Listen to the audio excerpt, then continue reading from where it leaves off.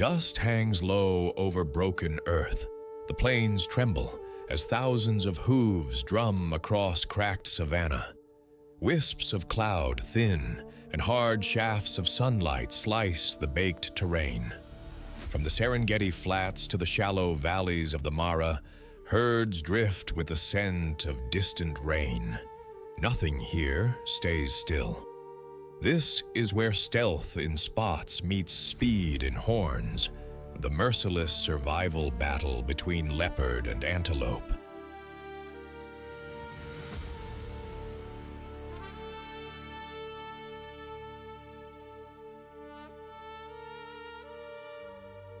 Tell us in the comments where you're watching from and which side your heart is rooting for. Fault lines, thorny shrubs, and sun-bleached grass create a chessboard of cover and openings. The hunt here is strategy, not sprint. Angles, timing, and the quiet geometry of ambush. Every chase writes a record in dust. Every carcass seeds tomorrow's grass as beetles, and bacteria get to work. The plains pulse, reset, repeat.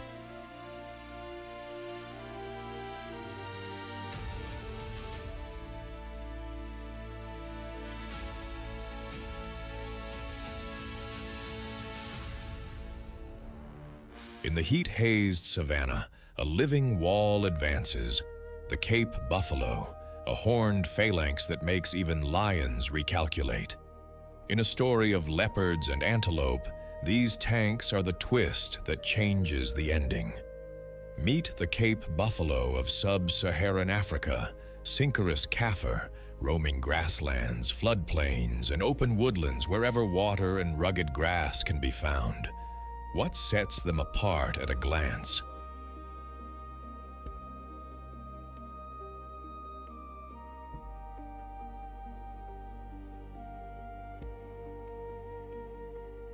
That heavy, helmet-like boss where the horns meet, a built-in battering ram crowned with sweeping curves. One look into those dark, steady eyes, and the message is simple. Do not test this line. Built like a bulldozer in leather, a mature buffalo can tip the scales near a ton and stand over 5 feet at the shoulder. Their coat runs dark chocolate to charcoal, painted by dust and mud, that doubles as sunscreen and parasite relief.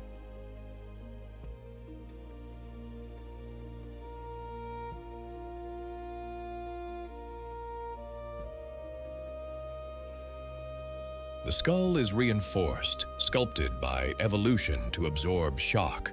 Horns arc sideways and upward, forming a war crest that turns a headshake into a sledgehammer.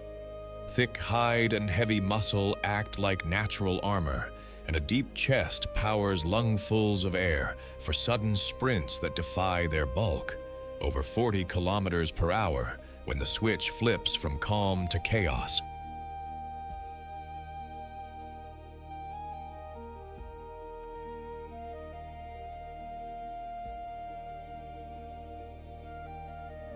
Wide-set nostrils taste the wind. Swiveling ears collect whispers in tall grass. Low-slung, sturdy hooves spread weight over mud, letting the herd wade where lighter animals flounder. Nothing about this frame is decorative. It's survival stitched to every fiber. Buffalo are grass specialists, mowing coarse stems most antelope ignore and turning tough pasture into fuel. They're crepuscular by preference, grazing in the cooler edges of day and seeking shade or shallow water at noon.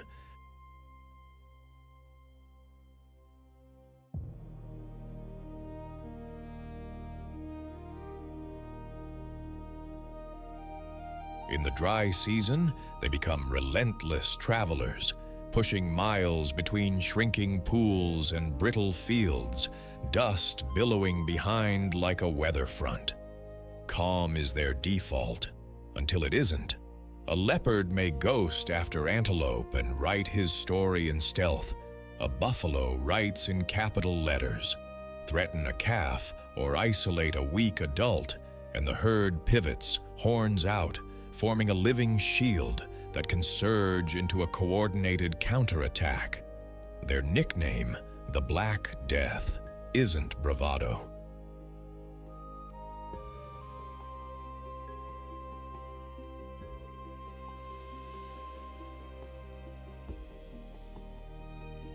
It's the memory of charges that start like a rumor and end like an earthquake. At night, they stage around water holes, ears ticking to the hyena's laugh and the leopard's cough, each wary step proof that vigilance is as important as muscle. Unity is the buffalo's superpower. Herds can swell from a few dozen to hundreds, a moving city where every eye adds to the alarm system. Cows keep calves in the center, and mothers form a rotating ring of bodyguards.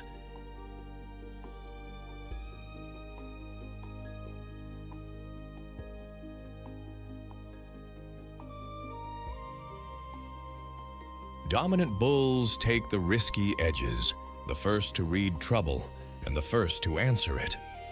Rival males settle rank with thunder, horns crack together, hooves carve crescents, and dust climbs skyward as willpower is measured in inches gained.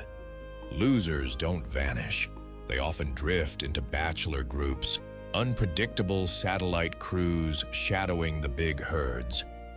After an 11-month wait, a calf of 30 to 40 kilograms drops into the world.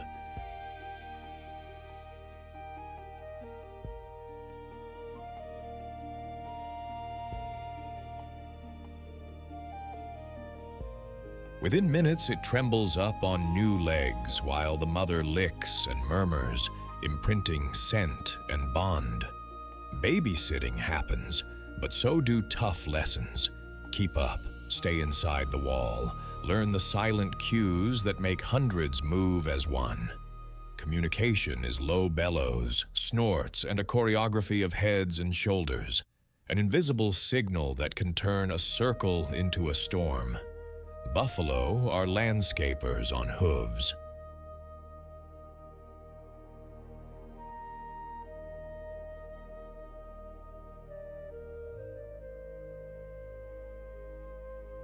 Their bulk grazing trims rough grasses, sparks tender regrowth, and shapes a mosaic other herbivores follow. Trails they carve to water become highways for warthogs, antelope, even predators. Churned wallows collect rain and seed. They carry ticks for oxpeckers to harvest, a prickly partnership that keeps both parties alert. And they anchor the menu of Africa's big predators, lions most of all, feeding the very forces that keep the system balanced.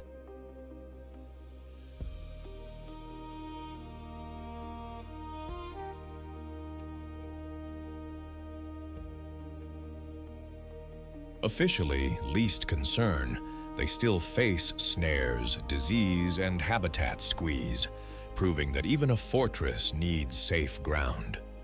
In a landscape where leopard and antelope duel in silence and speed, the Cape buffalo stands as a reminder that some battles are won together.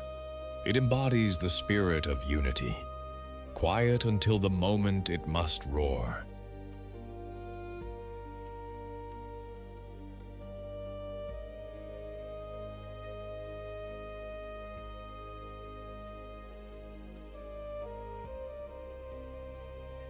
The river looks calm until the rock exhales. 2 eyes, 2 nostrils, and a warning. This water belongs to someone. When a hippo rises, peace gets teeth.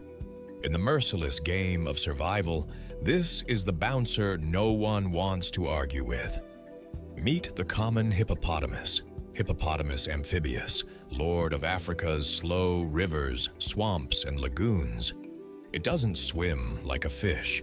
This giant walks the riverbed, a living tank powered by legs as thick as pillars. By day, it vanishes under the surface.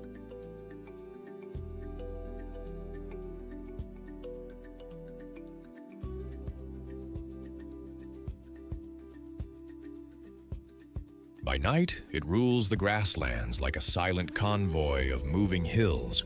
Painted in slate gray to chocolate brown, the hippo is sculpted by evolution into pure utility.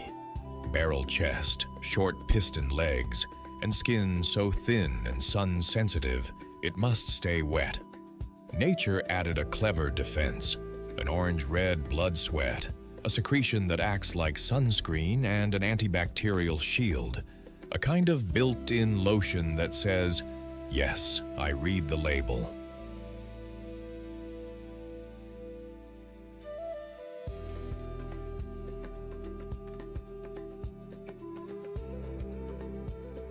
Eyes, ears, and nostrils sit high on the skull, a periscope suite that lets the animal see, hear, and breathe while almost entirely submerged. Nostrils clamp tight, ears seal, and dense bones act like ballast so it can sink at will and stride the bottom. That incredible jaw gapes nearly 150 degrees, revealing canines that can stretch half a meter, chisels for combat, not salad forks. Despite the sofa on legs look, a hippo can sprint over 30 kilometers per hour on land.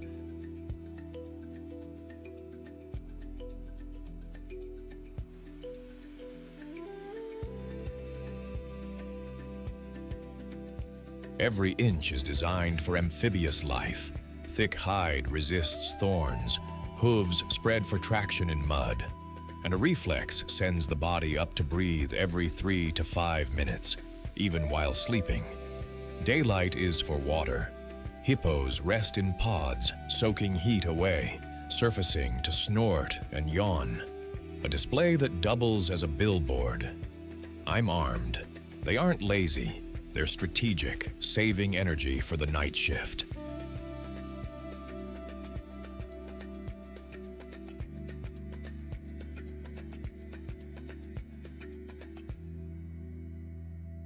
After dusk, a procession files onto the floodplain, following the same carved hippo highways for kilometers. In a few hours, each adult grazes up to 40 kilograms of grass, trimming lawns like stoic groundskeepers. They rarely eat aquatic plants. The river is for safety. The meadow is the pantry. Communication is a chorus of wheeze honks and underwater rumbles that carry through water like drum beats. A signature move?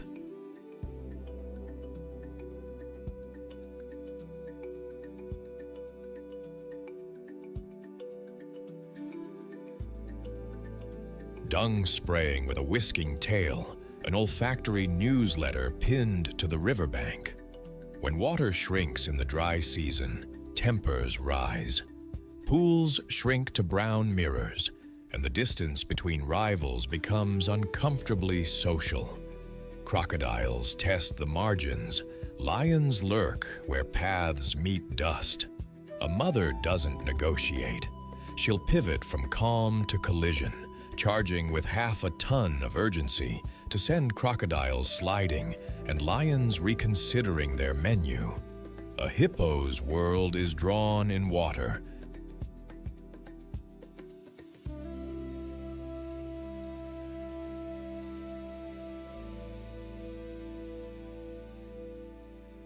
Groups, call them pods, schools, or bloats, usually number 10 to 30, clustered under the rule of a dominant bull. Territory exists mostly in the river. On land, grazing routes overlap like politely ignored property lines. The boss enforces order with yawns, charges, tails splashing, and those photogenic tusk displays. When two bulls test the crown, the river seems to boil. Jaws smash, teeth rake, and waves slap the bank. Scars keep the score.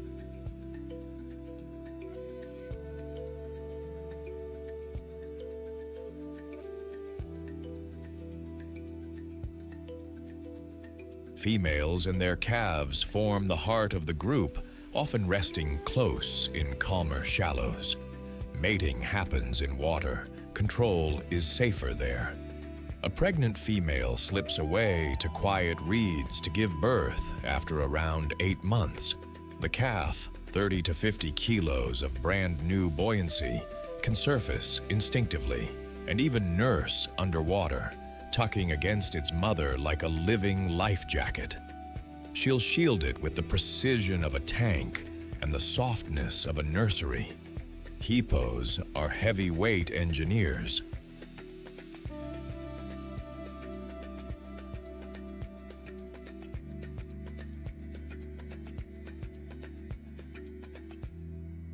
Their nightly grazing shapes hippo lawns, keeping grasses short so fresh shoots feed antelope that follow.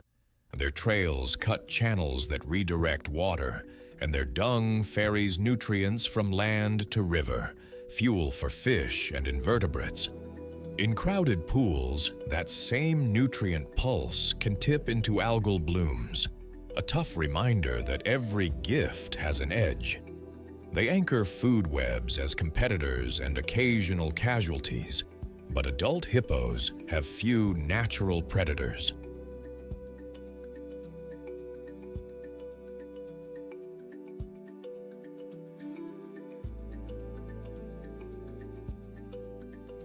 The real threats are human: habitat loss, drought, and poaching for meat and ivory-like teeth. Protected areas and wildlife corridors keep many populations stable, but the pressure is rising. Officially, they're vulnerable in parts of their range, and always one bad, dry season away from trouble. In a world that forgives nothing, the hippo is a living boundary: power, presence, and consequence.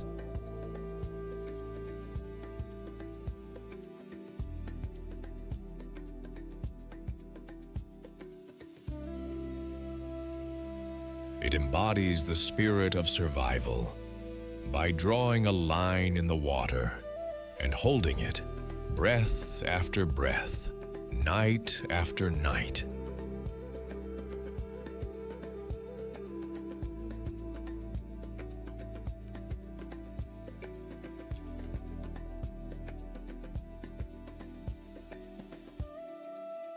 In the furnace light of Australia's interior, a red kangaroo rises, then flies. Each leap a decision between thirst and teeth. The ground is cracked, the wind tastes like salt and dust, and speed is the only prayer that gets answered. When danger closes, he plants on his tail and launches a kick that can end arguments, and hunts in a heartbeat. Meet the red kangaroo, the largest marsupial on Earth, patrolling the arid plains and savannas of Australia's outback.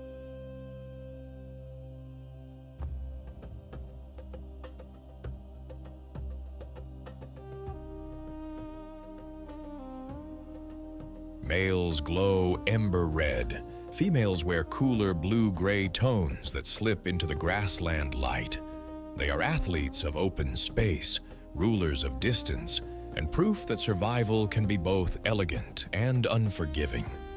Built by heat and horizon, a big male can top 2 meters standing tall and weigh close to 90 kilograms, a chest like granite and forearms knotted with muscle.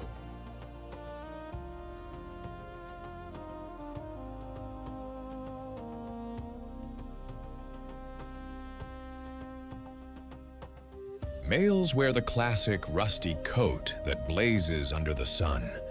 Females and subadults are softer gray, a family portrait painted by camouflage. The hind legs are long, spring-loaded pistons with thick tendons that store and release energy like coiled steel, letting them cover up to 9 meters in a single bound and touch 70 kilometers per hour when the desert asks hard questions.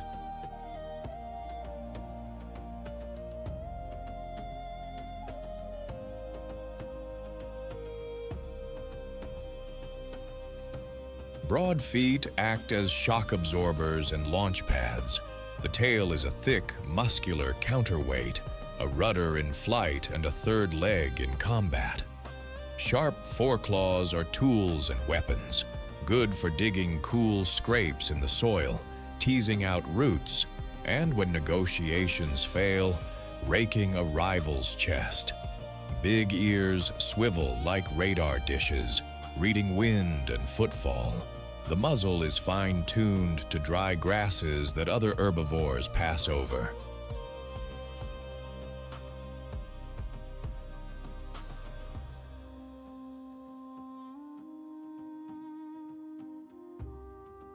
In blistering heat, they lick their forearms where blood vessels run close to the skin, evaporative cooling on demand, and seek shade hollows they've carved with those claws. Everything here is design with a deadline. Red kangaroos move when the sun loosens its grip.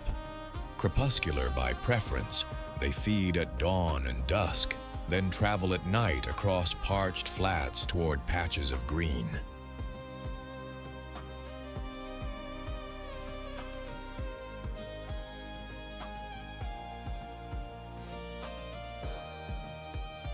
They graze on tough grasses and saltbush, trimming tips where moisture hides. When the rains fail for months, they pull water from leaves and stems, their bodies thrift managing every drop. Concentrated urine, dry pellets, slow daytime schedules. The hop isn't just speed, it's efficiency. Elastic tendons recycle energy, so distance costs less here than walking would. At a hint of trouble, mobs stretch into living ribbons, everyone synced to the same metronome of air and muscle.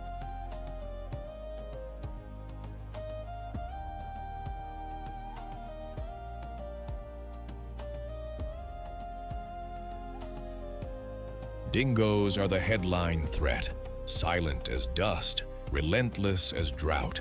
A dingo singles out a juvenile, the mob fans. The dominant male pivots onto his tail and fires a forward kick, hammer blow power meant to stun or end the chase. He can box, parry, and stand his ground, but he knows the oldest rule: live to hop another day. Red kangaroos gather in loose mobs, fluid groups woven by proximity more than strict membership.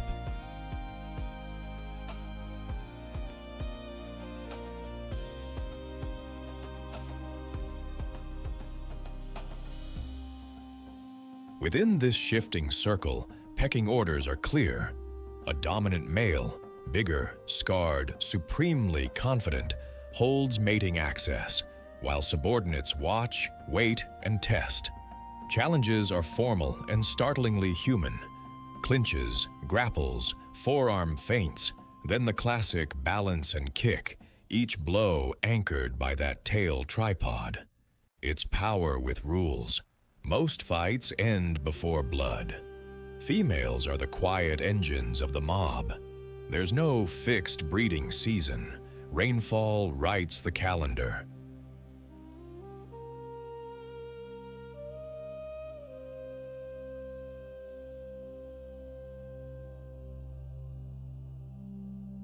After a short gestation, a newborn barely 2 centimeters long crawls unaided to the pouch, latches, and vanishes into warm darkness for months.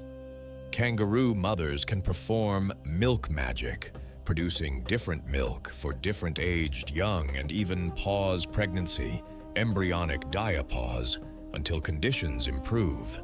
The pouch is a nursery and a training ground.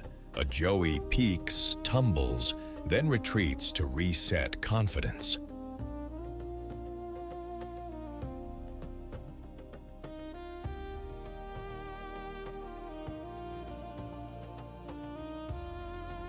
As heavyweight grazers, red kangaroos clip tough grasses and stimulate fresh growth, shaping plant communities across vast rangelands. They open space for smaller herbivores, spread seeds on their roots, and feed predators. Dingoes, wedge-tailed eagles, and goannas take their share, especially of young. Their drought-hard physiology, water-sparing kidneys, energy-saving hops, shade-digging behavior turns scarcity into strategy.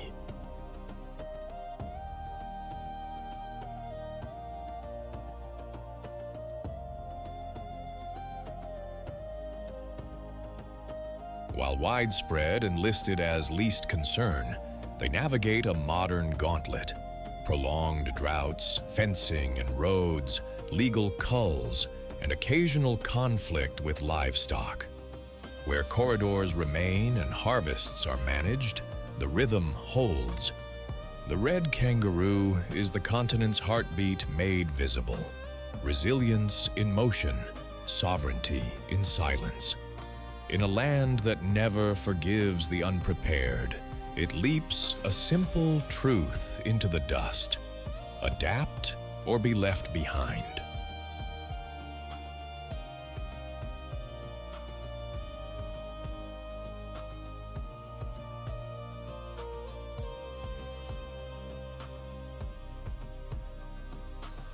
On the Gumeti Plains, the battle begins before the crowds arrive. A silent line of black and white stripes advances over pale soil, cutting a clean swath through new grass, while predators watch the horizon for mistakes. This is the merciless survival battle. Quiet now, but loaded with decisions that mean life or death later. Meet the plains, zebra of the Gumeti Plains, early migrants in a land still shaking off a short, dry season.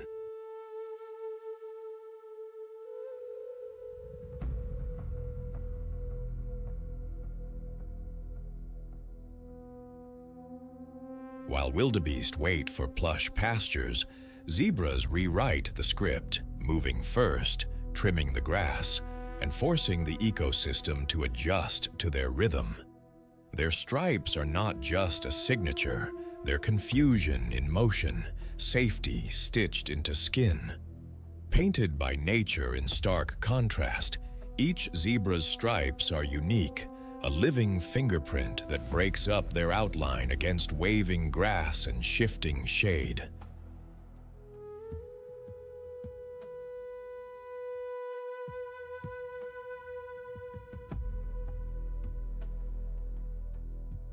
Broad-chested and sturdy, they carry dense muscle over a frame built for endurance, not short sprints. A stiff mohawk mane stands like a ridge down the neck. Think built-in airflow and a rain gutter in one. The muzzle is charcoal dark, tipped with lips and incisors made for clipping stems with barber-level precision. High-crowned teeth grind abrasive grasses day after day, while a spacious hindgut fermentation system powers them through coarse fiber other grazers avoid.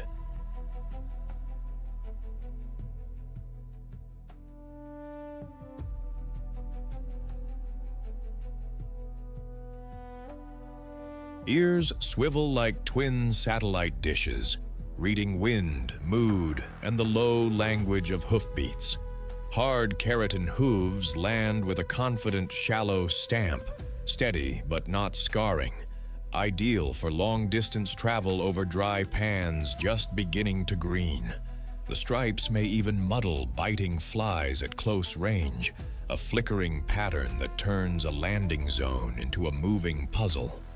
Everything about the zebra says, move early, eat tough, keep going.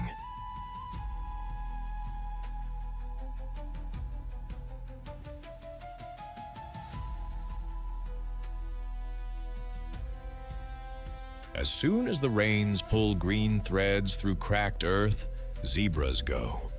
No dust cloud, no dramatic stampede. Just a broad, coordinated line flowing east and northeast, grazing only the top of the grass and leaving the base intact. They spread into loose clusters rather than a tight block, a living paintbrush that sweeps the plains evenly. At shallow water holes, the herd splits neatly into smaller units, each taking a different patch depending on terrain.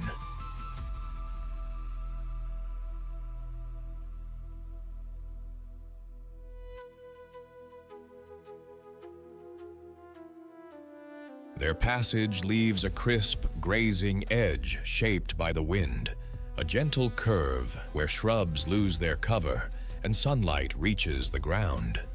Zebras are diurnal to crepuscular, moving through cool mornings and late afternoons and easing off when heat hardens the light. They don't wait for perfect. They shave the lawn, move on, and let others follow. Predator approaches.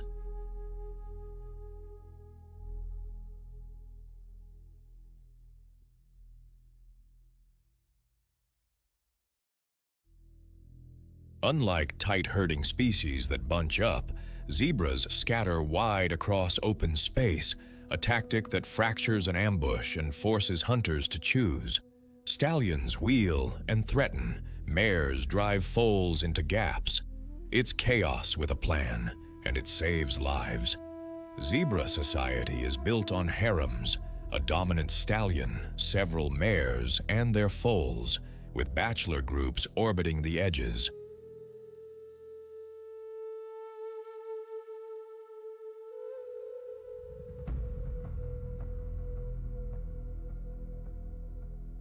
Leadership on the move shifts fluidly. Today's front runner becomes tomorrow's flank guard, as the stallion patrols the perimeter like a bold, striped bouncer. Mares form the core, their bonds reinforced by mutual grooming, nose-to-shoulder nuzzles, and the soft calls only foals truly understand. Breeding isn't locked to a single, short season here, so families can travel in smaller units without jamming the migration into one brittle block of time. At water, they fan out to avoid bottlenecks.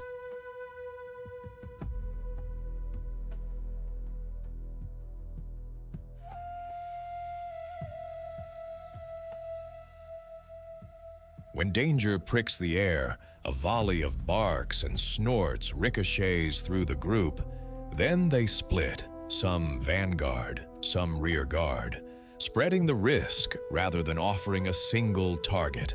Stallions will pivot to face down hyenas, bite and kick. Mares flank their young, forming shifting corridors of safety. It's not a parade, it's practiced flexibility. Zebras are the system's early editors.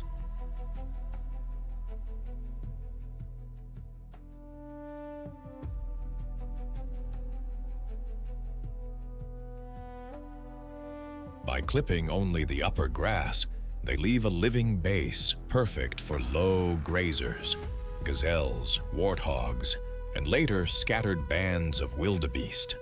Their shallow hoofprints and dispersed dung stitch gentle, widespread nourishment into the soil. Dung beetles arrive like night shift gardeners, rolling, burying, and aerating, while bacteria bloom, holding moisture at the roots and kickstarting new growth.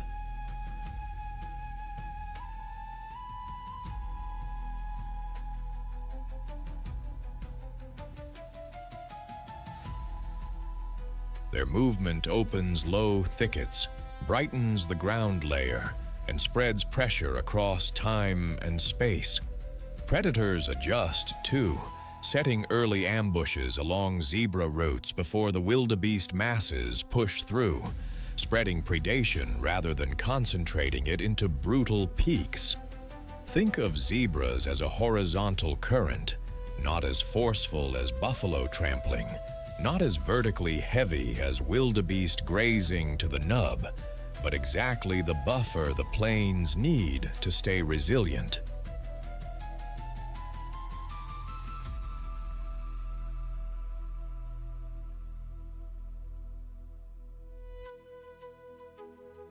In a land where mercy is rare and timing is everything, the zebra is a quiet strategist, a reminder that survival isn't only teeth and speed.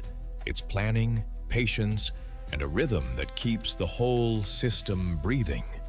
Stripes in motion, they embody the spirit of resilience that holds the battle together without breaking the land.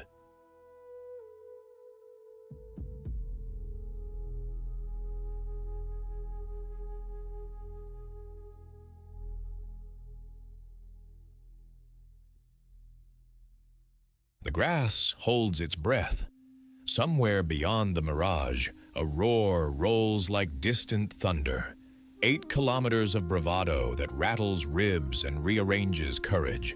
The lion is here, and the savannah suddenly remembers its rules. In this arena, mercy is rare, and survival is paid for in muscle, patience, and scars.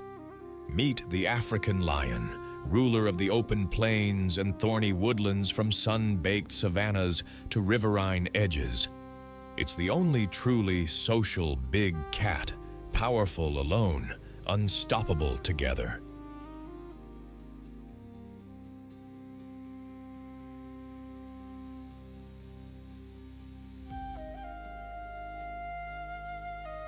A male can weigh up to 250 kilograms. His mane a storm of gold and black, while lionesses move like shadows stitched to the wind. The crown isn't a trinket, it's a role earned daily. Painted in tawny hues that match dry grass and dusty light, lions are sculpted by evolution for ambush and impact. Males carry a mane that ranges from sunlight straw to coal dark, a living banner that makes them look larger, absorbs blows in fights, and signals maturity and health to allies and rivals.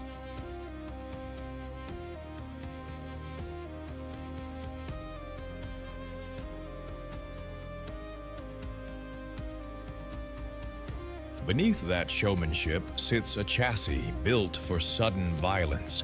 Heavy shoulders, thick neck, and forelimbs like pistons. Retractable claws stay razor-sharp until the last second, and each paw is wrapped in sound-dampening pads, the stealth sneakers of the savannah. Open the mouth and the story continues. Canines like ivory daggers, a bite designed to clamp windpipes and end the chase quickly.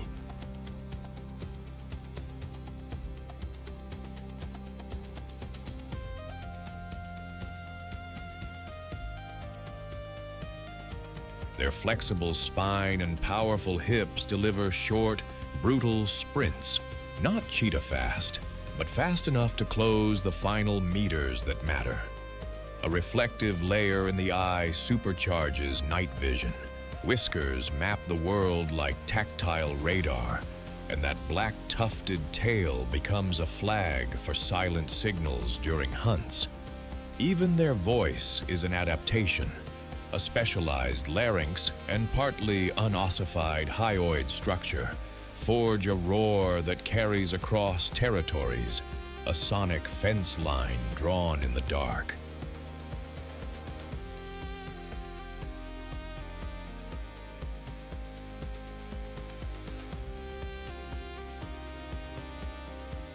Daytime is mostly a truce with the heat. Lions lounge, doze, and recharge, saving energy for the hours that count. Dusk calls them to work. Lionesses fan out low through the grass, reading the wind, using termite mounds and bushes like moving cover. When zebras drift into range, the plan snaps into place. One lioness flanks, another blocks. A third bursts with timing so sharp it looks rehearsed. Hooves hammer, dust blossoms, and the world narrows to seconds.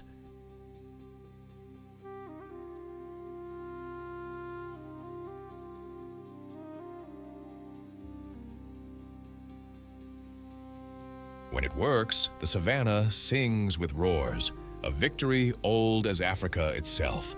But the wild keeps score. Buffalo hunts are courage exams with horns attached. The plan can be flawless, decoy, pincer, push, and still the herd turns, a black tide of muscle and rage. One bad step and a young male is tossed, trampled, blown out of a dream of dominance.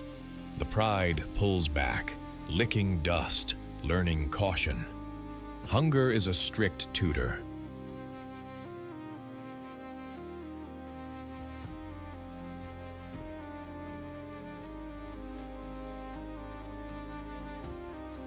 When prey disappears and nights stretch long, Cubs mule under acacias, and lionesses gamble everything on one more stalk.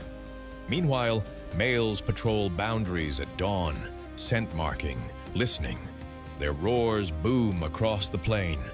We are here. This land is taken. Think twice. A pride is family with sharp edges, usually related females, their cubs, and a coalition of 1 to 4 males holding the franchise.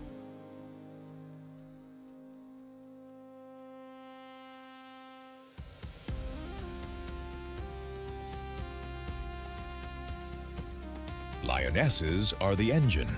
They hunt, they coordinate, and they often nurse one another's cubs, a communal insurance plan against drought and bad luck. Males are the fortress gate, using size, mane, and attitude to repel rival coalitions and marauding hyenas. Takeovers are dramatic and dangerous. New rulers may commit infanticide to bring females back into heat, a harsh reset written into lion biology.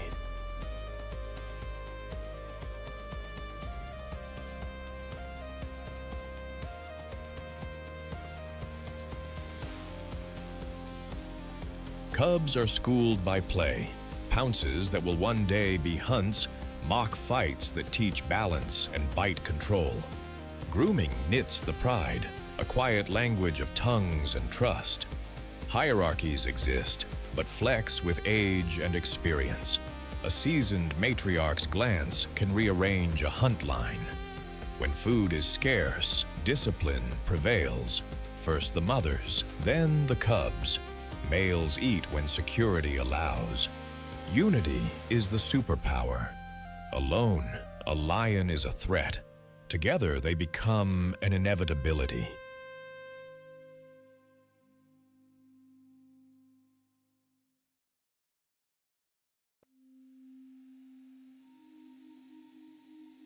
Lions keep the system honest.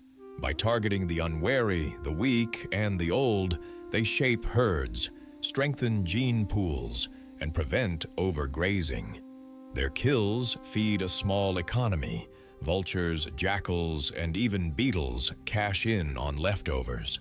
Competition with hyenas and leopards builds a constant chess match that spreads pressure across the landscape.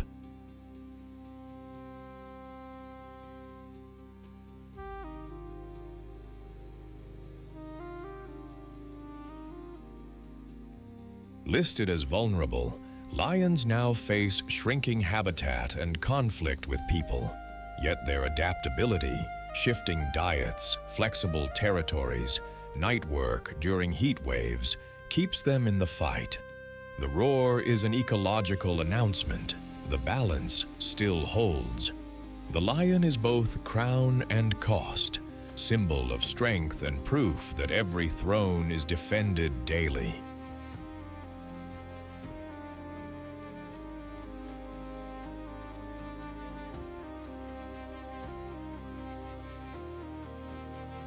In the merciless survival battle, it reminds us that power is earned, shared, and sometimes lost, but never taken for granted under an African sky.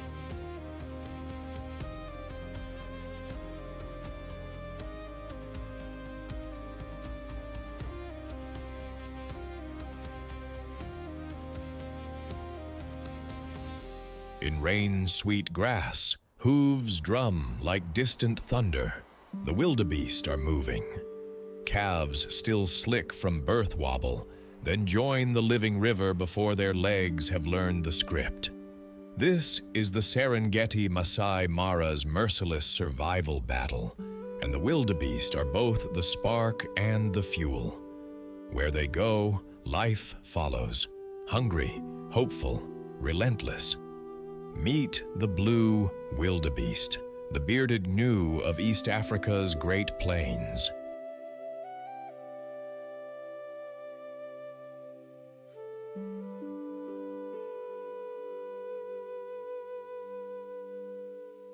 In the southern Serengeti, they calve on damp earth, then roll northward toward the Masai Mara in a slow, unstoppable current.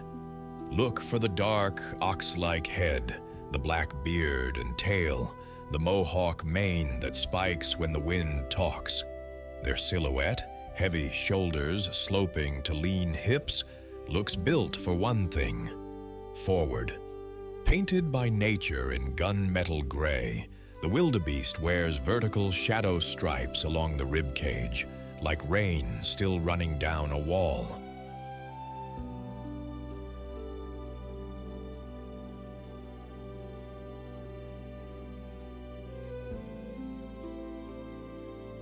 Bulls can top 250 kilos.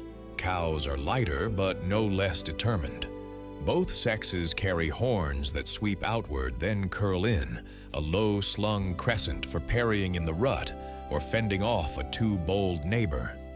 Evolution gave them long, springy legs and hard, crescent hooves, perfect for carving faint trails into soaked plains and pounding dry soil into dust.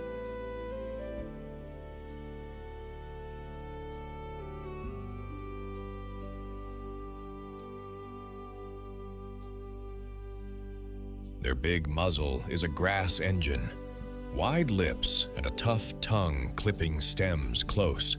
A complex stomach turns rough blades into miles. Ears swivel like radar.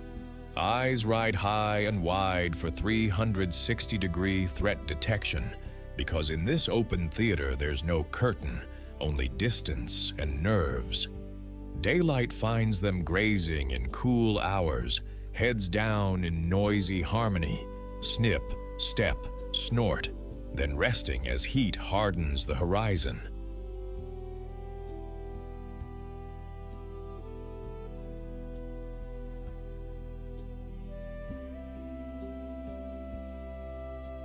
When storms roll in and the first grasses blush green, the map redraws itself in their heads. They don't follow a leader. They follow a language of scent, thunder, and the memory of rain.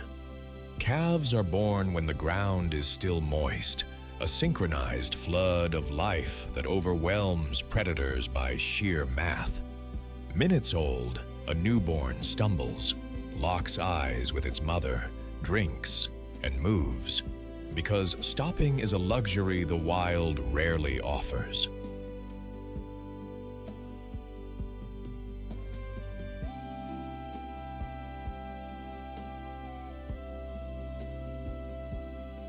Along the migration corridor, dung falls in a steady breadcrumb line.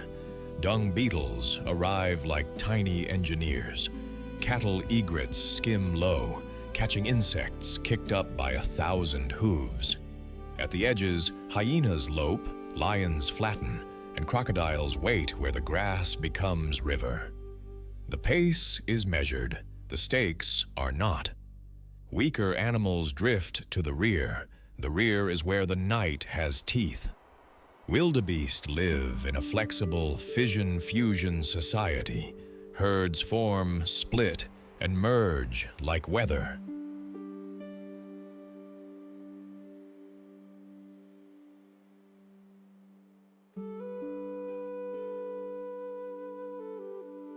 Cows with calves cluster, trading vigilance and comfort. Bulls switch between bachelor groups and brief, noisy dominion during the rut. For a few fevered weeks, males claim patches of prime grass, bellowing like drums with horns, scent marking, posturing sideways, and sometimes locking horns in head-wrenching shoves. Calves recognize mothers by smell and voice. One wrong turn can be fatal, so they learn the family ringtone fast.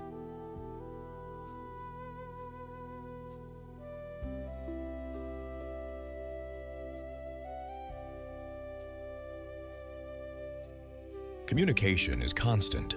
Grunts, snorts, a rolling chorus that says move, danger, or keep up. No matriarch directs traffic. Decisions emerge from thousands of tiny cues. It's democracy by hoofprint. They are the pulse of the plains. As they pass, tall grasses are mowed, old roots torn, soil loosened. dung, urine, and fallen hair seed the ground with nutrients and microbes. Moisture clings to organic matter, and shortly after the herd moves on, green shoots erupt like a standing ovation.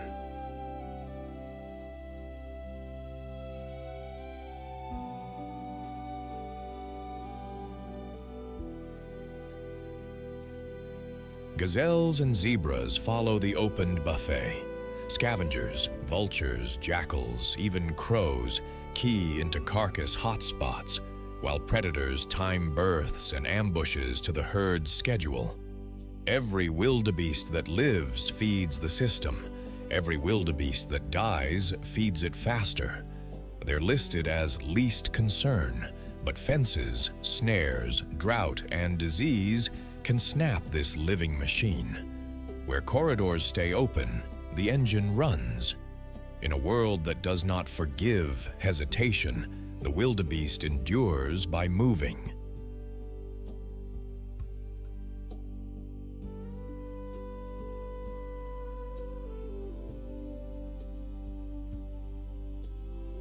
It is a symbol of stubborn momentum, a reminder that survival here is a marathon with teeth along the route, and the courage is in taking the next step.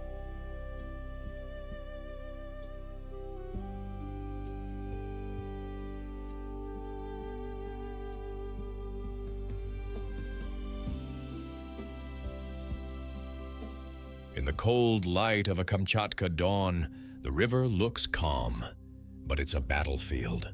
Red salmon explode from the water like thrown sparks, and a brown bear stands in the current, still as a boulder with a heartbeat. This is the merciless survival battle, timing against hunger, frost against fat, patience against current. Meet the brown bear of Kamchatka, Ursus arctos, the heavyweight of the Russian Far East.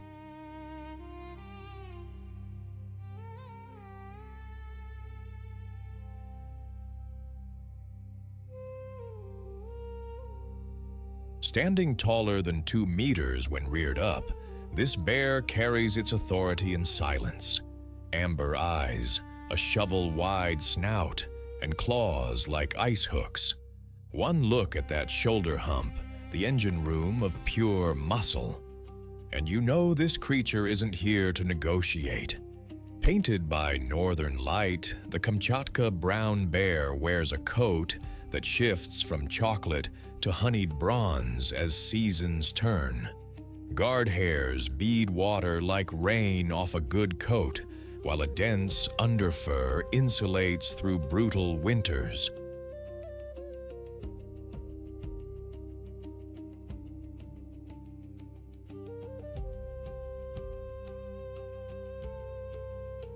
The famous hump is a mound of power, sculpted for digging, swimming, and holding steady in rapids where lesser legs would skid. Plantigrade feet, flat-footed like ours, spread weight for balance. Those paws are dinner plates, each armed with non-retractable claws that can reach the length of a house key. A deep chest fuels endurance. A broad skull and crushing bite can split a salmon or worry a rib cage if a deer misjudges the mud.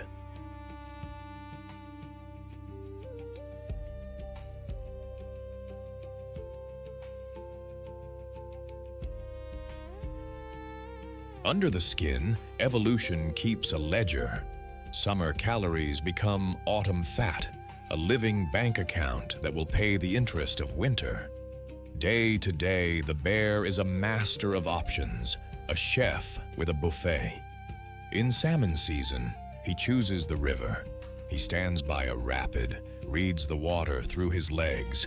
Then, snap decision, sharp strike, the fish is airborne and ends in his grasp.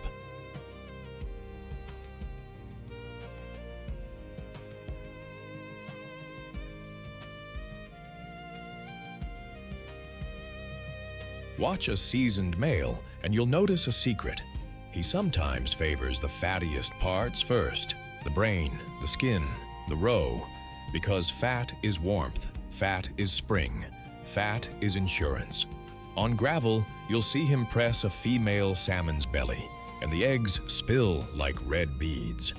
Downstream, a mother wades with cubs, teaching them the river's grammar. Angle your body, feel the push, anticipate the leap from the faintest riffle.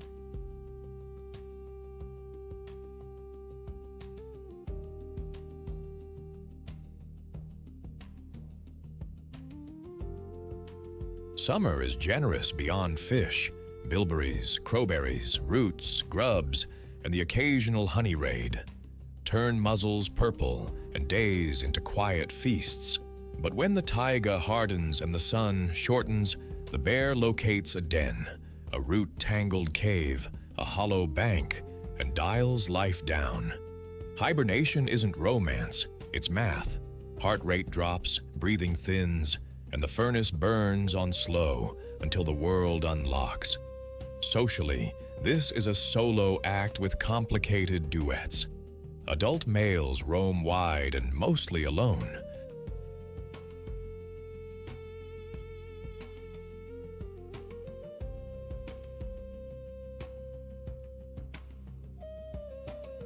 At the salmon runs, hierarchy rights itself. The biggest boars take the prime riffles. Subadults and mothers with cubs split the quieter channels. Communication is old school, but effective. Tree rubs and claw marks are the forest's social media, scent posts saying I was here and I'm not small. In late spring, courtship is brief and pragmatic. Delayed implantation means the female's body decides later whether resources can support cubs.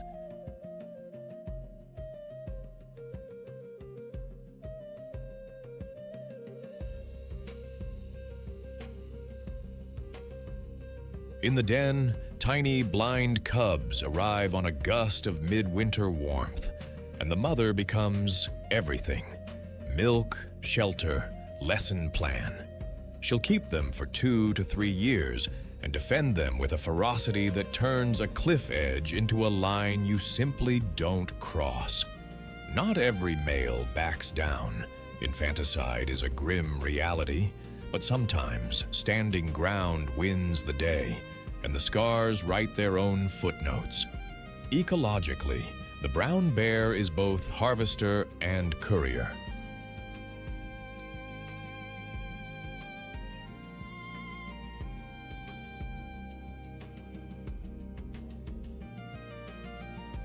When salmon run, bears drag carcasses into the forest, spreading marine nutrients into the soil and feeding trees that will shade future rivers. They prune deer and elk the way weather does, occasionally decisively, and scatter seeds in berry-laced scat. Their digging aerates soil. Their leftovers feed foxes, eagles, and 100 small mouths with big opinions.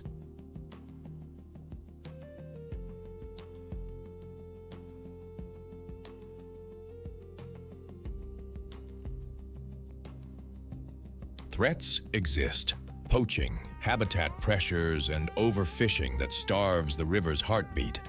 But in Kamchatka, healthy salmon runs still write bear futures. Brown bears are globally listed as least concern, but the ledger can change fast when rivers go quiet. In a land that forgives little, the brown bear is a reminder that patience is power. It embodies the spirit of the North: calm, precise, and relentless when the moment calls.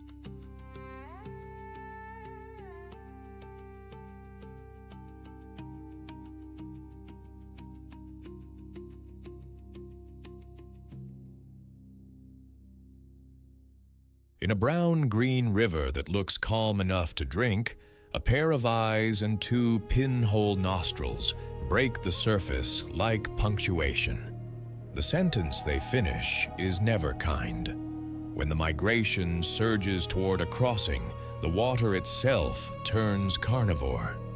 Meet the Nile crocodile of East Africa's migration corridor, especially along the Grumeti River in the Serengeti's western reaches, and similar muddy, slow-bending channels.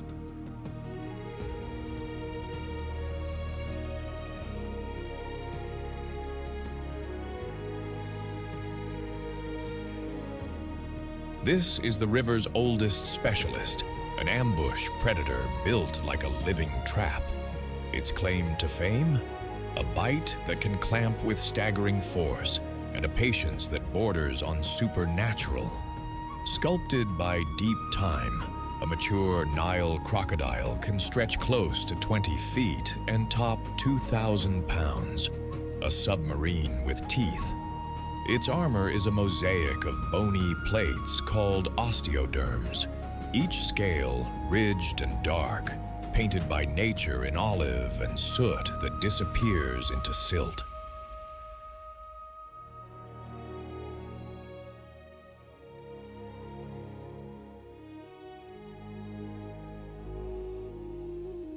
The skull is a fortress, long, low, and bristling with conical teeth that interlock like a bear trap. Eyes, ears, and nostrils sit high on the head, a periscope suite that lets the body remain submerged and invisible. Along the jawline, tiny sensory pits, pressure detectors, read ripples the way a pianist reads notes, turning a river's tremor into a hunting map. The tail is a muscled oar, thick as a tree trunk, that can unload explosive speed in short bursts.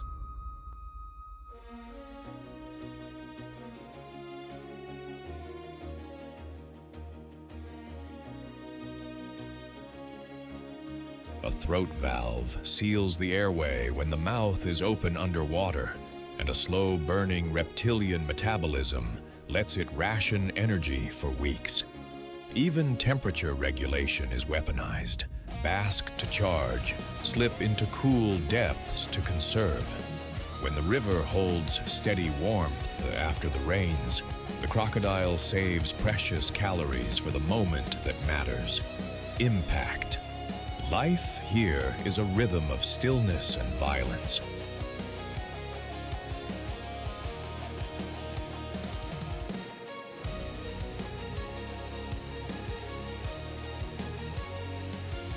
Crocodiles are ambush artists, choosing narrow crossings and undercut banks where hooves must stumble.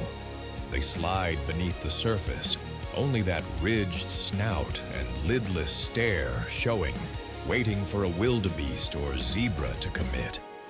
When the crossing erupts, a big male launches with a sideways snap. The water detonates and 60 million years of design locks shut.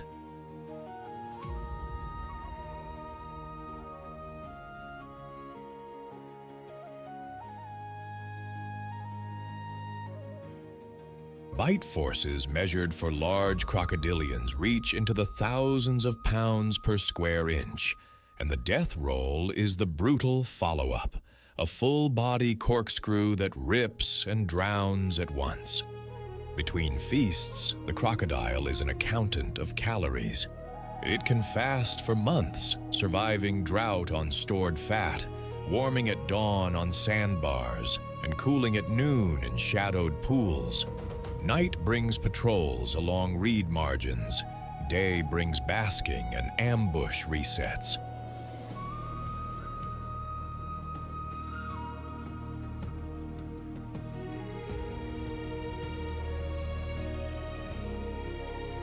It stashes leftovers under submerged snags, a macabre pantry in a pantry the river conveniently replenishes during migration season.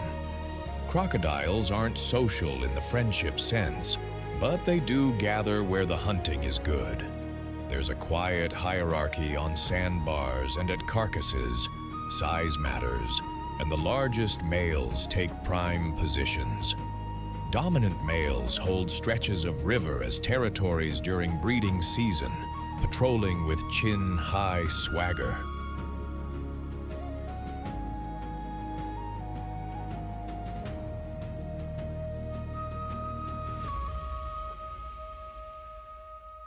Courtship is more tender than you'd expect from a dinosaur.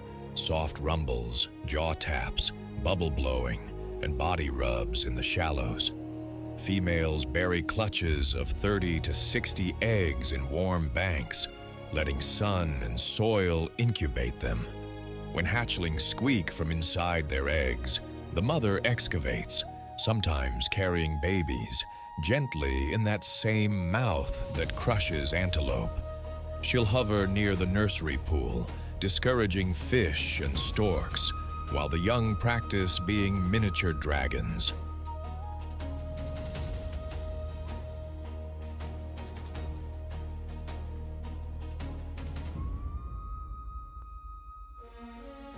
It's still a dangerous childhood. Siblings, catfish, and bigger crocs are all threats, but maternal watchfulness gives them a fighting chance in a river that edits the unwary. As apex predators of the river's edge, Nile crocodiles prune the ranks of the weak, the injured, and the unlucky among herbivores. Their kills and their leftovers feed a downstream economy of catfish, terrapins, marabou storks, and hyenas that scour the banks.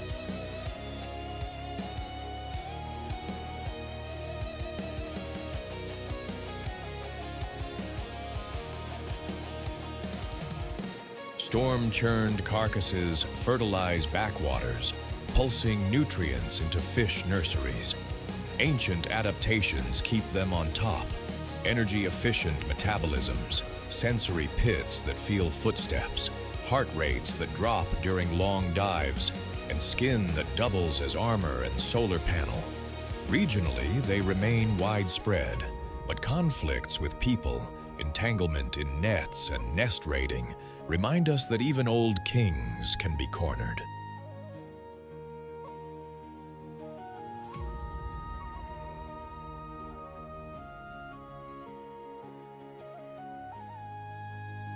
In the merciless ledger of a migration crossing, the Nile crocodile is the river's signature.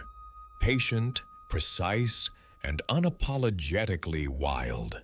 It stands as a symbol of nature's hardest rule. Survival favors those who master their moment.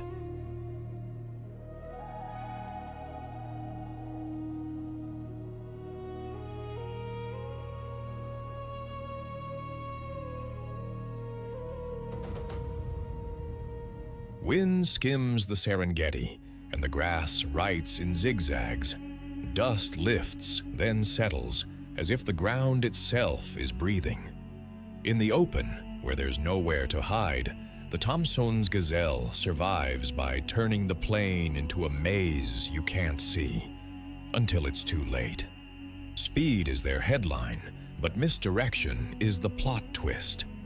Meet the Thompson's gazelle of East Africa's rolling grasslands, from the Serengeti to the Masai Mara.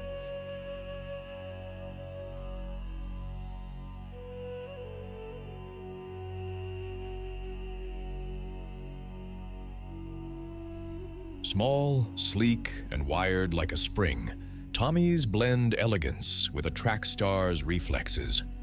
A crisp black side stripe and bold facial chevrons make them unmistakable, as does a sudden showy leap called stotting, a fitness flex they use when danger whispers.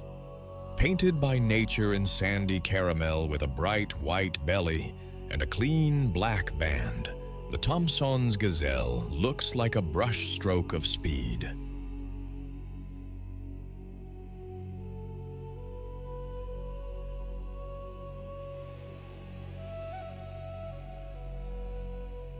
Males carry taller, lyre-shaped, strongly ringed horns.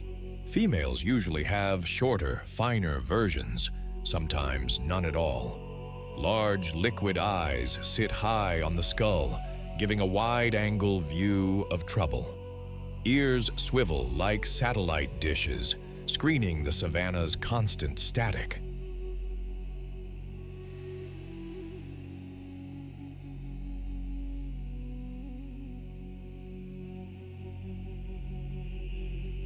The body is compact, about knee-high to a lion, and sculpted for efficiency. Ultralight frame, long, fine legs with elastic tendons that store and release energy like pogo springs, and a deep chest powering a fast heart and oxygen-hungry lungs. Hooves are narrow and hard-edged, perfect for gripping baked soil and pivoting on a dime. A black-tipped tail flicks like a metronome, part fly swat, part social signal.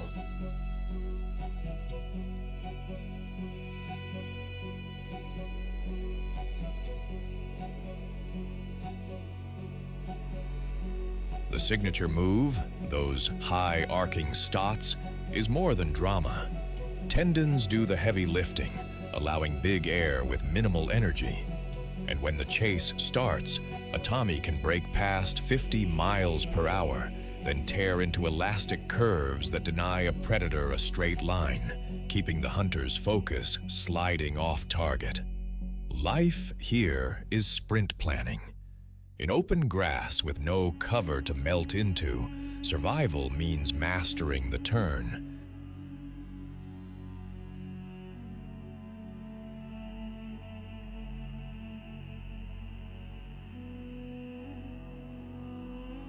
Tommies run in angled bursts, bending their paths into irregular curves that shred a stalker's timing. Even as a herd, they keep gap control, each individual holding an instinctive personal space. A threat at distance? They launch into stots, then slalom into a tangle of motion that looks chaotic but keeps the group hard to parse. Feeding is precise and close-cropped.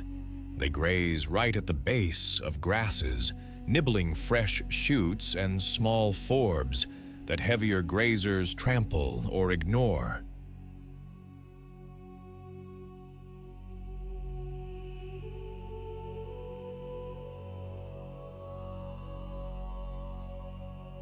In the mid-dry season, after wildebeest and zebras roll on, Tommies often make up much of the remaining biomass. Residents who keep the lights on when the big crowds leave town.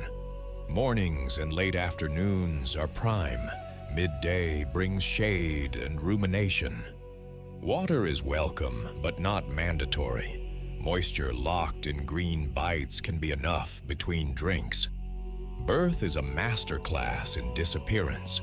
Females drop fawns in dispersed low-grass spots, never concentrating, never lingering.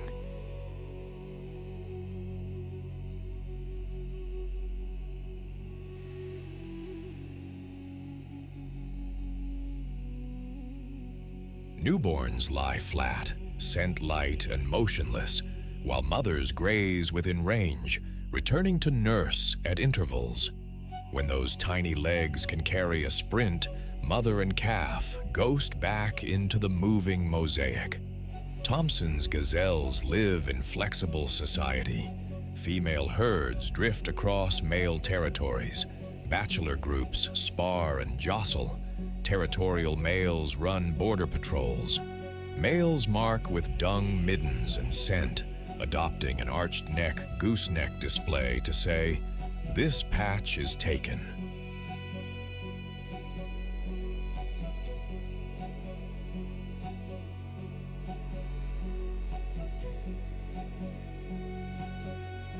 Fights are quick, horn-to-horn fencing with sidesteps and shoves more than full-on brawls. The kind of contest where winning means rights to mate, not scars for bragging. Communication is subtle, snorts, foot stamps, tail signals, and, of course, stotting. When a cheetah ghosts into view, the herd stretches and contracts like it's tied to invisible elastic. Centrifugal force breaks the formation during the hazard, then pulls it back together once the air calms.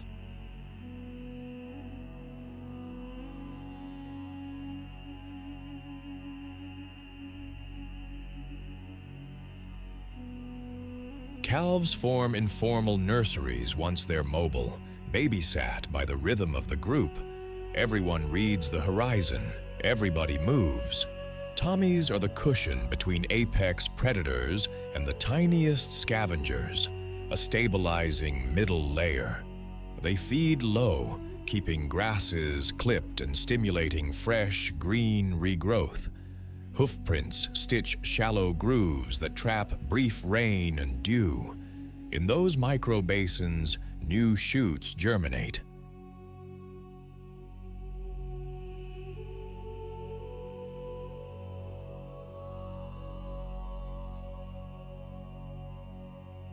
Their grazing routes attract ground birds and insects, setting off a chain of small opportunities. When gazelles vanish, the mid-tier collapses. Predators lurch upward or downward, fracturing the natural order.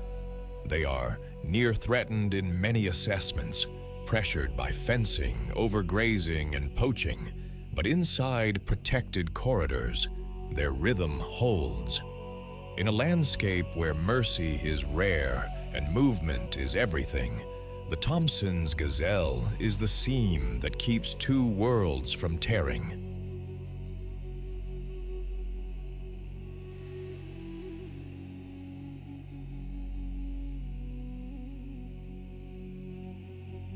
It embodies the spirit of survival by never standing still, proof that in the wild's hardest math, the curve can beat the straight line.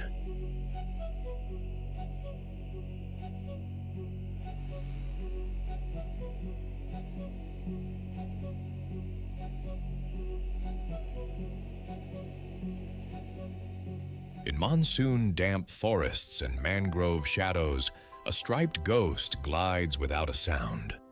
The Bengal tiger lives by a simple contract: eat or vanish. Beauty wears claws here, and mercy is not part of the landscape. One mistake can mean 3 days of hunger. Meet the Bengal tiger of the Indian subcontinent, India, Nepal's Terai, Bhutan's foothills, and Bangladesh's Sundarbans. This is the largest cat on Earth's warm plains, a predator sculpted for ambush in thick sal forests and reed-choked swamps.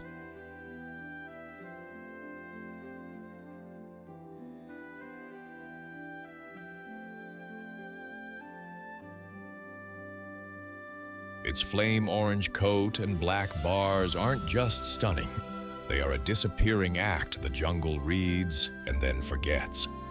Up to 3 meters from nose to tail and commonly 180 to 260 kilograms for males, the Bengal tiger is a compact avalanche of muscle.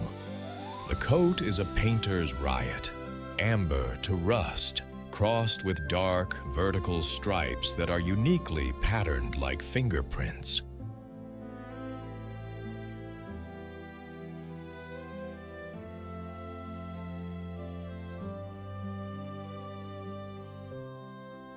Along the belly, inner limbs, and cheeks, white fur softens the palate. It's not vanity, it's contrast that breaks the outline in dappled light. Broad forelimbs and a deep chest power. Short, explosive sprints. Paws as big as dinner plates spread weight over soft mud, while padded soles and retractable claws make its approach whisper, quiet. The skull is a brute beauty, thick jaw hinges, saber-like canines, and a bite engineered to crush windpipes and snap vertebrae.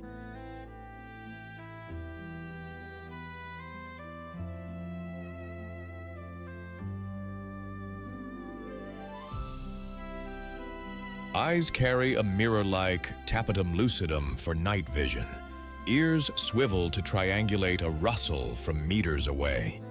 Whiskers map the world in darkness, reading branches and the slightest shift of air. Even the tail is a tool, counterbalance in a mid-sprint pivot. Every line and curve serves one goal: get close, stay unseen, end it quickly. This cat hunts the way a chess master plays: slow setup, fast finish.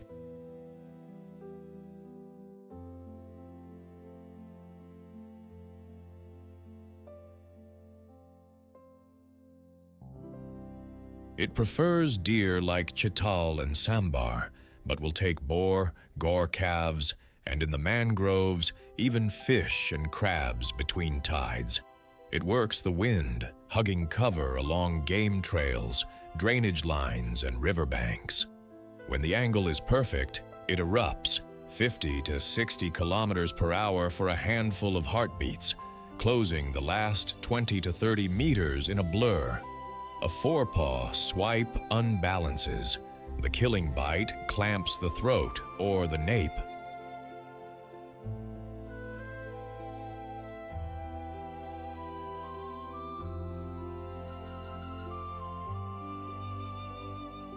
Success isn't common, often won in several attempts, so energy is currency.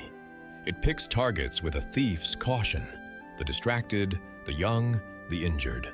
After a kill, it drags the prize into cover, feeds and returns for days if the neighborhood allows.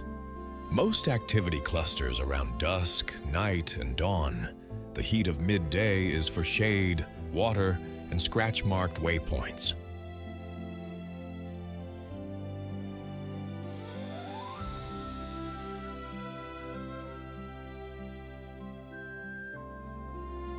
Scent is its social media, sprayed on trees, rubbed on trunks, laid down in scrapes, messages that say occupied without a meeting.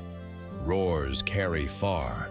Friendly greetings are chuffs, a soft, airy sound you'd never expect from a giant with daggers for teeth.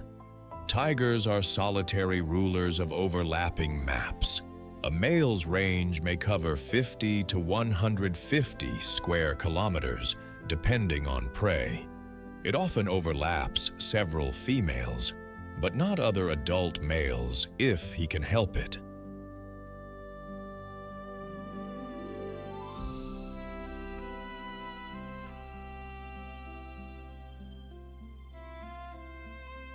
They time-share land using scent and schedules, a civil arrangement that prevents constant war.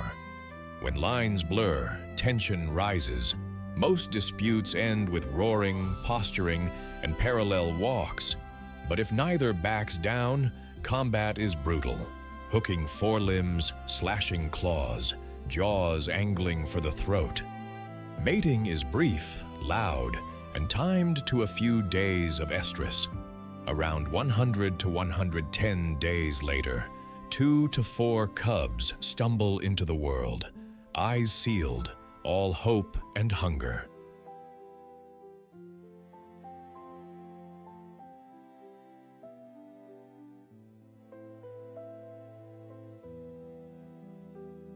The tigress becomes a ghost with a mission, moving dens to avoid discovery, nursing for months, and teaching with staged hunts, first insects, then rabbits, then deer. Cubs stay up to 2 years. Not all make it. Male infanticide is a risk, so is starvation and inexperience. Motherhood here is fierce tenderness, calories converted into survival lessons. As apex predator, the Bengal tiger keeps herbivore numbers in check, preventing overgrazing and allowing forests to regenerate.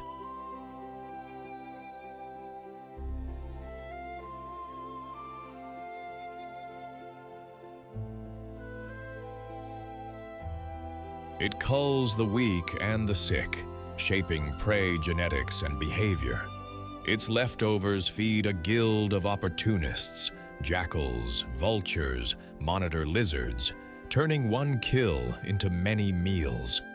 The tiger is an umbrella species. Protect its corridors, and you shelter a whole ecosystem beneath.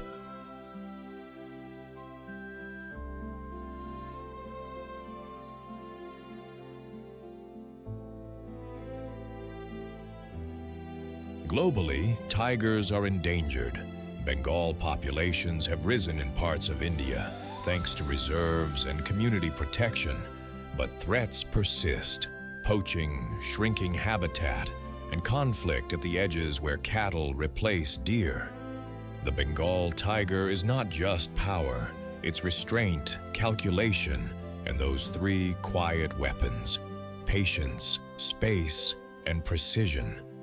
In a world that never bargains, it embodies the spirit of survival written in stripes and silence.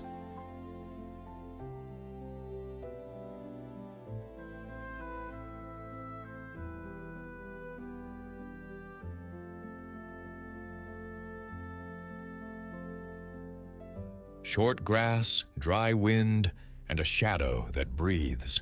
A leopard flattens to the earth while a ring of Thomson's gazelles grazes. This is the quiet knife edge where mercy doesn't live. Meet the African leopard of the Serengeti Masai Mara plains, a ghost stitched in rosettes.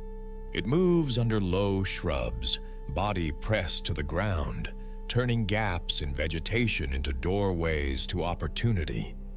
Painted by nature in dark rosettes over tawny gold, the leopard is camouflage made muscle.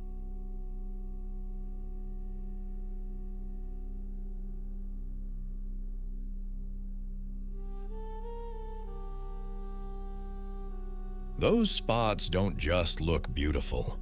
They break up the body's outline so perfectly that even alert gazelles read it as flicker and shadow.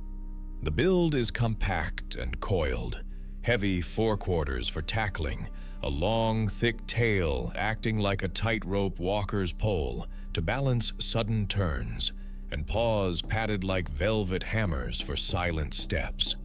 Retractable claws stay razor clean for the only seconds that matter.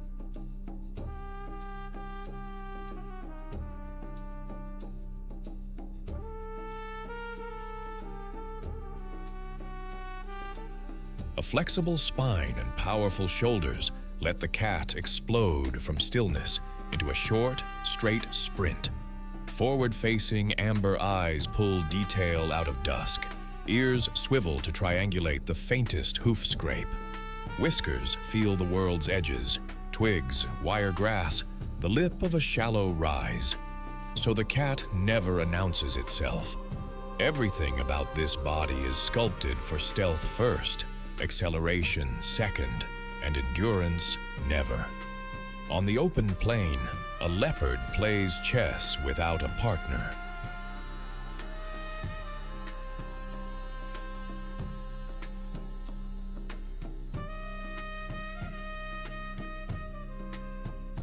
Wind shifts, grass leans in new directions, the herd adjusts. The cat ghost walks in a controlled rhythm, never rushing, never showing its hand early. It uses the landscape's smallest gifts, a low mound, a shallow shadow, a bush the size of a suitcase, to erase itself. Ahead, Thompson's gazelles feed in a careful scatter, youngsters strung along the outer ring. The cat closes the gap, then freezes beside a knuckle of earth. The field seems to hold its breath.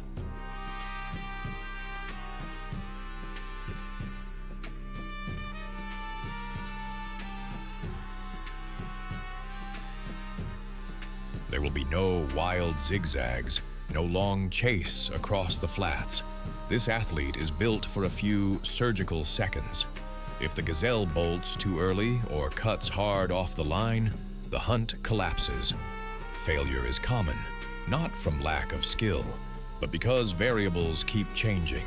Wind, sun angle, grass height, prey spacing. Often the leopard strikes late afternoon, when heat softens and shadows stretch.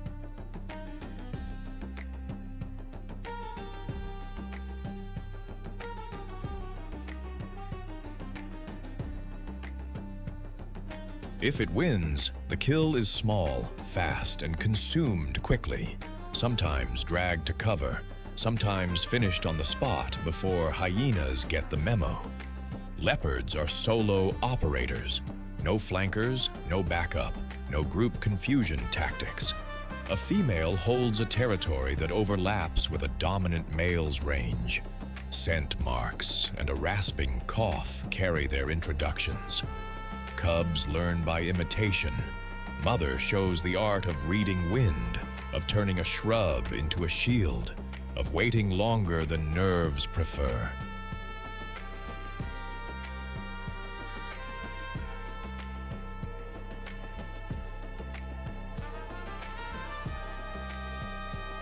She delivers tough love in lessons measured in inches. Males do not assist with parenting. Their contribution is genetic and territorial defense by presence. Around other predators, a leopard picks its battles with humility. Lions overpower, hyenas mob, so this cat opts for vanishing acts, small meals, minimal scent, no invitations to scavenger parties. On the plains, subtlety is survival. No bravado, no noisy claims, just precise entries and cleaner exits.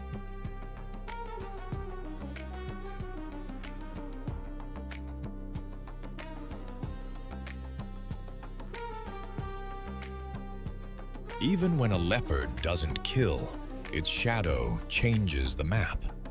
Gazelle herds tighten, then shift, feeding pauses, crossings over low visibility ground speed up. That pressure, light but persistent, spreads herbivores across the grasslands, preventing any one patch from being chewed to exhaustion. By selecting weaker or isolated individuals, the leopard trims disease and keeps populations tuned to the land's carrying capacity.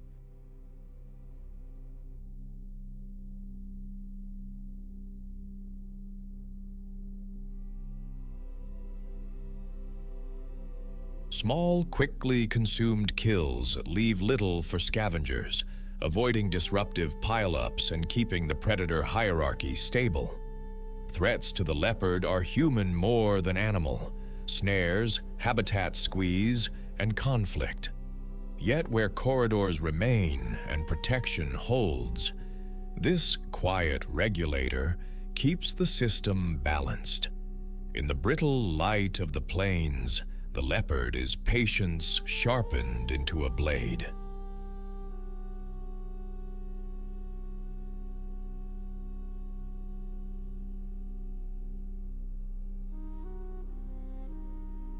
It embodies the spirit of precise survival, proof that in the wild, victory often belongs to the animal that moves least until it matters most.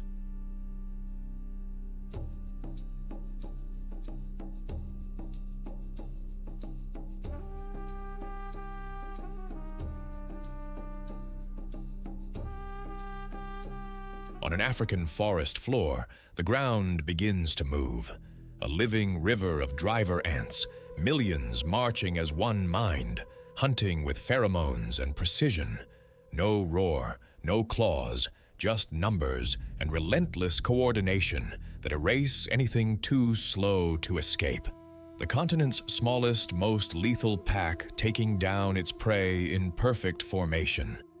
Meet the ants of Africa's grasslands, woodlands, and wetlands, close cousins to tropical legions worldwide.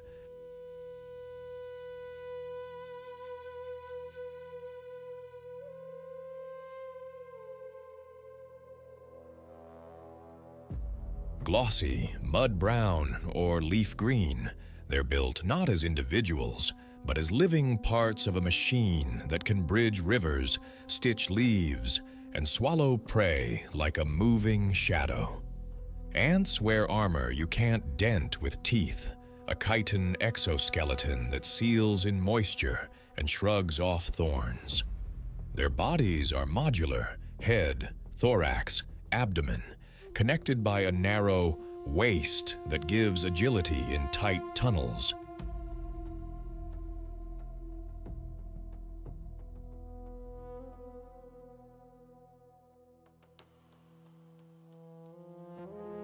Antennae curve forward like twin question marks, tasting air for chemical sentences only ants can read.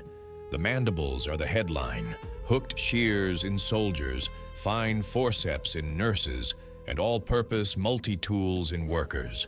Species paint their specializations on the body. African driver ants, MerciIless, field soldiers with bowling ball heads and mandibles that click like metal. Weaver ants, Eucophila longinota, glow greenish and sling larval silk to stitch tree leaves into aerial fortresses.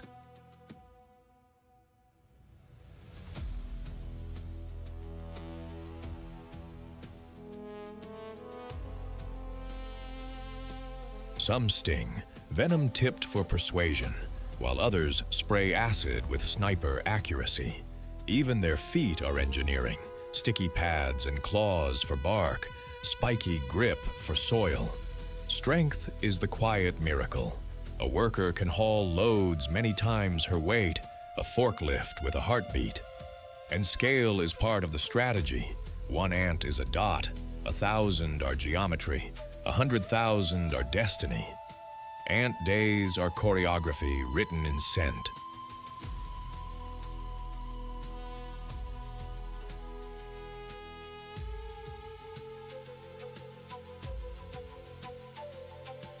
A forager finds food, lays a pheromone ribbon, and the colony turns that line into a highway.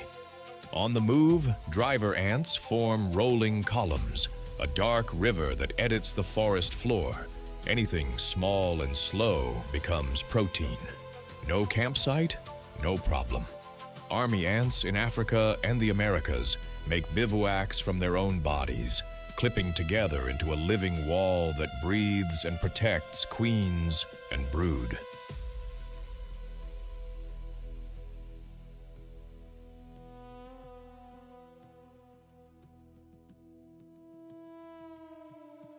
Fire ants, when floodwater rises, show zero panic. Workers link limbs and jaws into a floating raft where every life counts, a bobbing city that can survive for days. In the Amazon, bullet ants carry a different kind of thunder, a sting that burns like a bullet wound for 24 hours. Among the Satare Mawe, young men wear gloves filled with them to prove courage. Meanwhile, leaf-cutter ants, New World masters, march green flags underground, not to eat leaves, but to farm a fungus feast.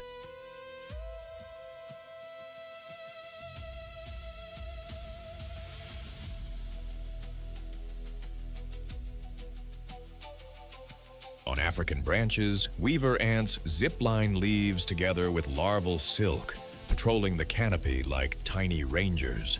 Even predators notice. When Africa's most lethal pack, wild dogs, fans through grass, ants keep working under the storm of paws. The hunt roars overhead. The ground empire keeps its schedule. An ant colony is a superorganism with a queen at its core, thousands to millions of workers as organs, and soldiers as muscle.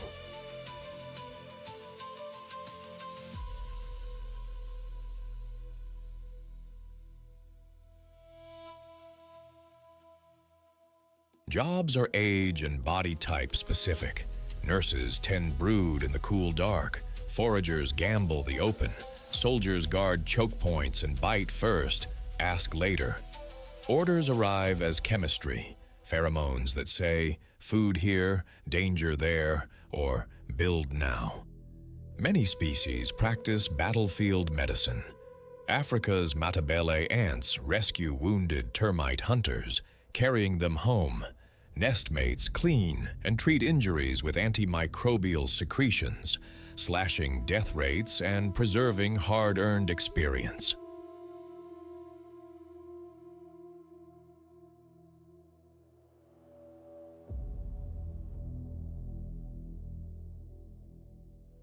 Cooperation scales up to architecture. Weaver ants form living chains to pull leaves together, then sew them shut with larval silk. Army ants become the walls of their own nursery. Fire ants become rafts. And when it's time to expand the empire, winged princes and princesses rise on warm evenings, pairing in the dusk. The new queens land, shed wings, and become the beating heart of a fresh city. Ants are the hidden logistics of the wild.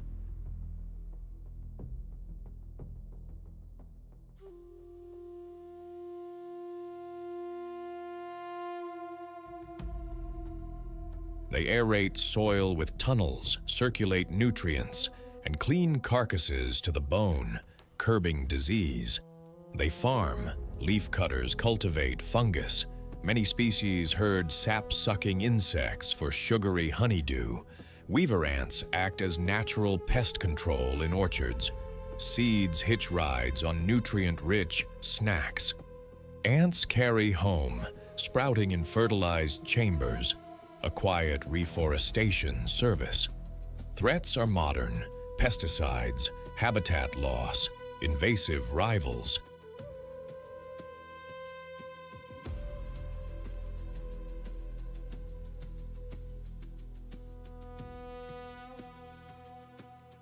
Yet their blueprint, flexibility, redundancy, relentless teamwork, makes colonies astonishingly resilient when we leave space for them. In a world that celebrates claws and speed, ants remind us that discipline and unity can turn whispers into power. They are symbols of patient strength, proof that the smallest footsteps can move a continent.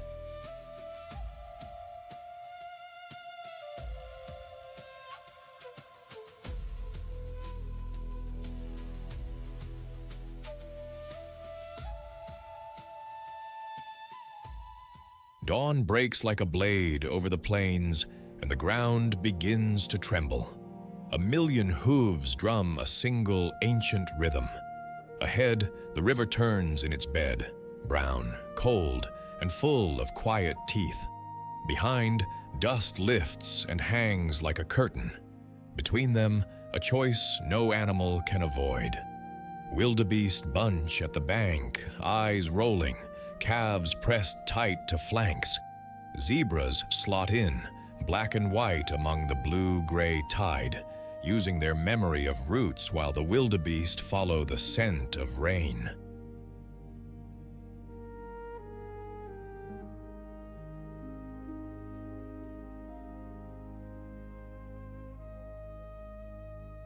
Crocodiles drift low, only eyes above the chop. On the far side, lions wait in dry grass, tails curling punctuation marks in the heat. Hyenas surf the edges, reading panic like a map. Silence. A single zebra steps forward. She drops. The river explodes. Spray, snorts, bodies collide. Calves call for mothers. Mothers answer and turn back into the surge. A crocodile rises, jaws closing on a leg. Mud, muscle, and raw will. The herd flows around the violence because it must. Some vanish.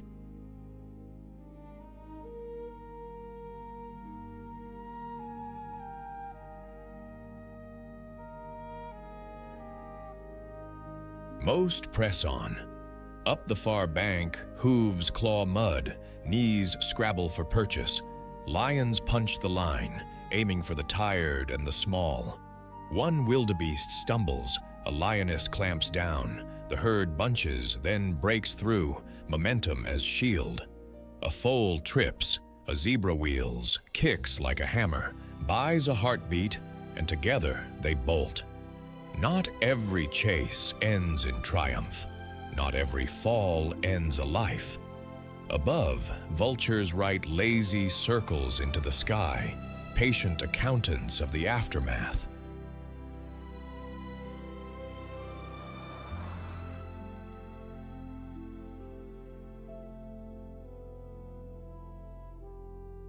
Marabou storks stride in like undertakers when the dust settles. Fish eagles call from a snag, their voices bright over the low thunder of hooves. Even the river listens.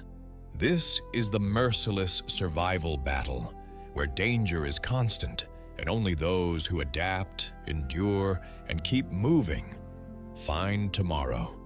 It isn't just strength that wins here, it's resilience.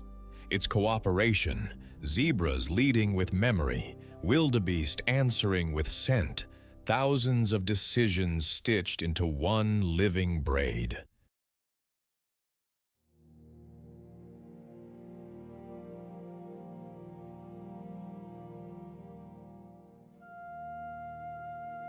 And it's the will to try again, mile after mile.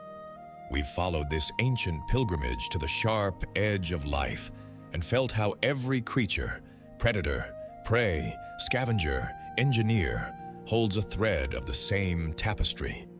Our part is simple and serious. Keep the pathways open, back the rangers, support the communities, and make sure a snare never becomes the end of a story.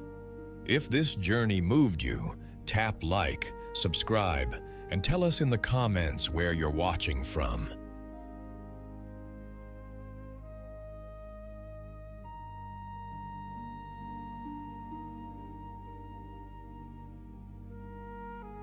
Share this with someone who knows the sound of hooves in their chest.